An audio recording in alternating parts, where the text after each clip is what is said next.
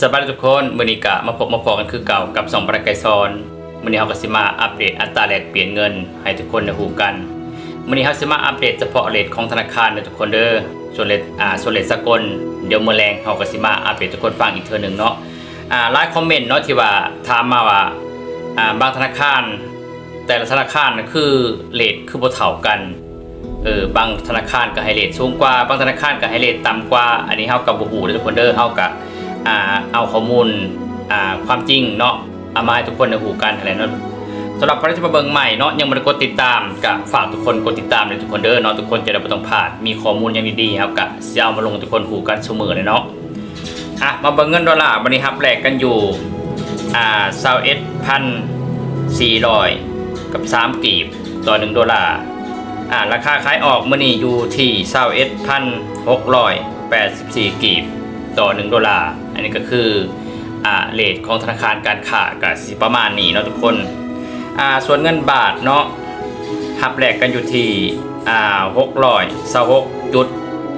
626.48กีบต่อ1บาทราคาขายออกอยู่ที่638.95กีบต่อ1บาทอย่างเช่นถ้าเกิด 1,000 บาทก็สิเลขได้อยู่626,000กีบต่อ 1,000 บาทส่วนราคาแลกเงินกีบแลกเงินบาทออกมาเนาะก็สิอยู่ประมาณ638,000กีบต่อ 1,000 บาทนี่ก็คือเรทของธนาคารการค้าทุกคนมาเบิ่งเรทธนาคารอิชิดะเนาะเงินดอลลาร์ครับแลกกันอยู่ที่21,465กีบต่อ1ดอลลาร์ถือว่าห่างกันหลายเติบเลยทุกคนธนาคารอิชิดะกับธนาคารการค้าเนาะราคาขายออกอยู่ที่21,824กีบต่อ1ดอลลาร์นั่นเองครับทุกคนส่วนเงินบาทเนาะรับแลกอยู่632.26กีบต่อ1บาทราคาขายออกอยู่ที่641.15กีบต่อ1บาทนั่นเองอย่างเช่นถ้าเกิด 1,000 บาทก็สิแลกได้อยู่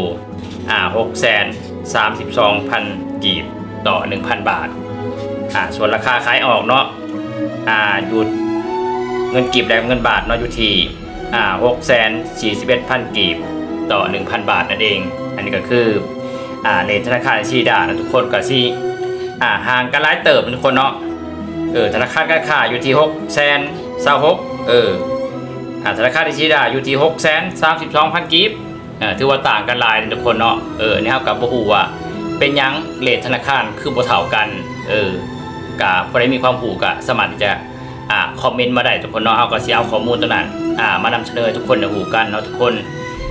ก็ประมาณนี้ทุกคนเนาะเฮาก็มาอัปเดตทุกคนฟังเนาะส่วนเรทสากลเดี๋ยวมื้อแลงเฮาก็สิมาอัปเดตทุกคนฟังอีกเทื่อนึงก็อย่าลืมกดติดตามไว้เด้อทุกคนเด้อเนาะทุกคนจะได้บ่ต้องพลาดเจอกันคลิปหน้าทุกคนเด้อสบายดี